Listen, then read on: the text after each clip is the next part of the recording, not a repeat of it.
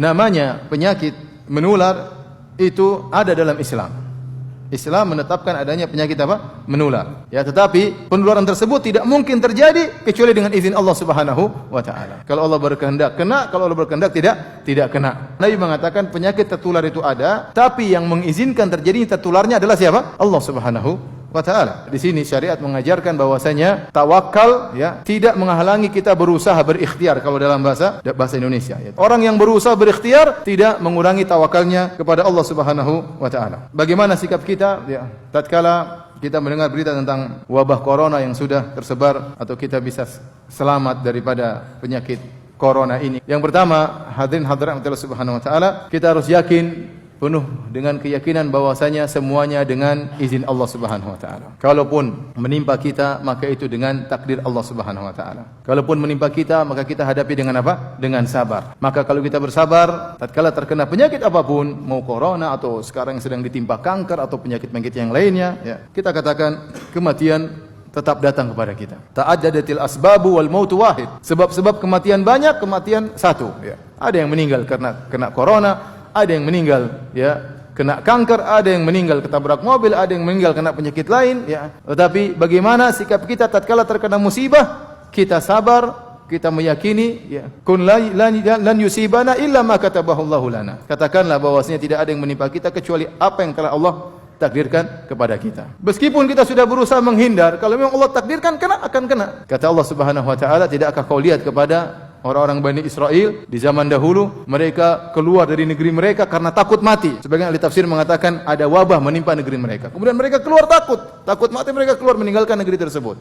Tiba-tiba Allah mengatakan, "Mutu, matilah kalian." Mereka sudah pergi menjauh negeri mereka, sudah tempat di lembah, tiba-tiba Allah matikan mereka. Apakah mati karena wabah ataukah mati karena sebab yang lainnya? Perbanyak berdoa kepada Allah Subhanahu wa taala. Di antara doa-doa yang diajarkan oleh Rasulullah sallallahu alaihi wasallam seperti doa pagi petang, bismillahilladzi la yadhurru ma'asmihi syai'un fil ardi wala fis sama' wa huwas samiul alim. 3 kali kita baca pagi dan petang dengan nama Allah ya yang suatu pun tidak bisa memberi kemudaratan suatu di langit maupun di bumi. Kalau kita sebut nama Allah tersebut, wa huwa samiul alim, dan dia Maha mendengar lagi Maha mengetahui. Kita ucapkan dengan penuh keyakinan. Insyaallah barang siapa mengucapkannya dengan penuh keyakinan 3 kali di pagi hari, 3 kali di petang hari, maka insyaallah dia tidak akan terkena penyakit virus corona ya. Di antaranya baca 2 ayat terakhir dari surat Al-Baqarah ya. Amanar Rasul dan seterusnya. Man qara'a bil ayataini min akhir suratil Baqarah fi lailatin kafatahu. Barang siapa yang baca 2 ayat terakhir dari surat Al-Baqarah di malam hari, maka kedua ayat tersebut akan mencukupkan dia. Itu akan menjaga dia. Kemudian juga membaca Qul huwallahu ahad dan Qul a'udzu birabbil falaq dan Qul a'udzu birabbin nas setiap pagi dan setiap sore 3 kali. Ini juga di antara zikir pagi petang. Kata Nabi sallallahu alaihi wasallam, Qul huwallahu ahad wal muawwidzatain, yaitu Qul a'udzu birabbil falaq, Qul a'udzu birabbin nas, hina tumsi wa tusbihu 3 marrat, pagi 3 kali, petang 3 kali, takfika min kulli syai', maka akan mencukupkan engkau dari segala sesuatu, yaitu akan menjagamu. Kemudian juga doa pagi petang yang diajarkan oleh Nabi sallallahu alaihi wasallam, Allahumma inni as'aluka al-afiyata fid dunya wal akhirah. Ya Allah, aku mohon kepada engkau keselamatan di dunia dan di akhirat. Al-afiyah adalah keselamatan, di antaranya keselamatan dari penyakit. Allahumma inni as'aluka al-afwa wal afiyata fi dini wa dunyaya wa ahli wa mali.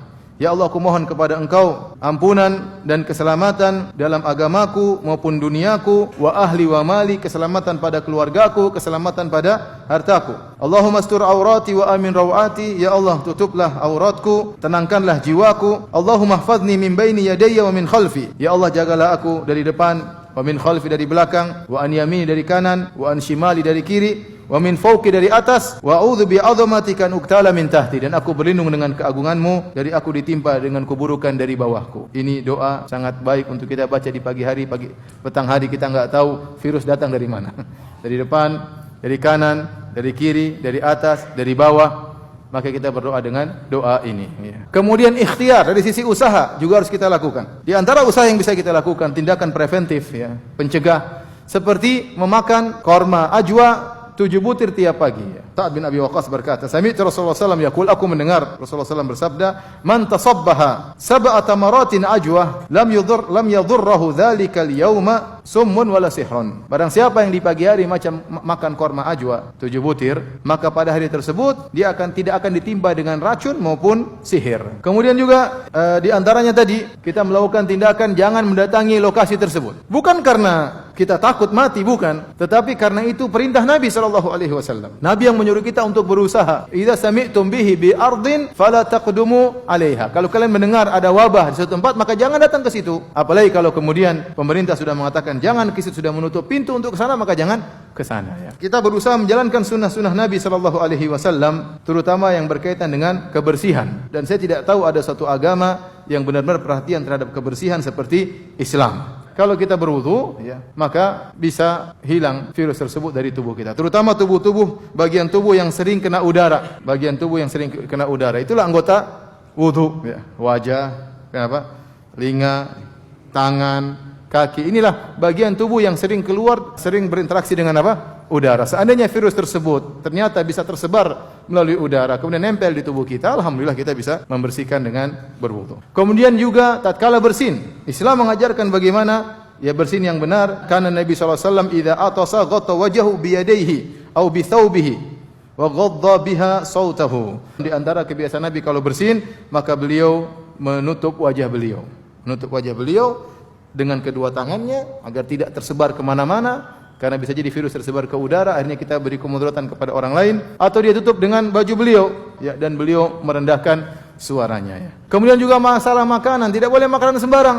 Islam melarang kita untuk makan maitah, bangkai, ya, atau makan misalnya hewan yang tidak disembelih. Darah itu sumber penyakit, terkadang banyak penyakit di darah. Akhirnya kita goreng, kemudian kita rebus, kemudian kita makan darah tersebut. Dilarang dalam apa? Islam. Di agama apa diajarin seperti ini, akhi? Di agama mana diajarin seperti ini? Di agama mana? Agama Islam. Di antara hikmahnya kejadian ini membuat kita semakin beriman dengan sunnah-sunnah Rasulullah sallallahu alaihi wasallam. Demikian saja, semoga Allah Subhanahu wa taala menjaga kaum muslimin, menjaga negeri kita dari wabah, ya, dari virus, ya. Semoga saudara-saudara kita yang terkena penyakit bisa segera disembuhkan oleh Allah Subhanahu wa taala, dan semoga mereka orang-orang non muslim, orang kafir terkena virus tersebut bisa sadar dan beriman kembali kepada Tuhan Rabbul Alamin. Wallahu taala alam bisawab.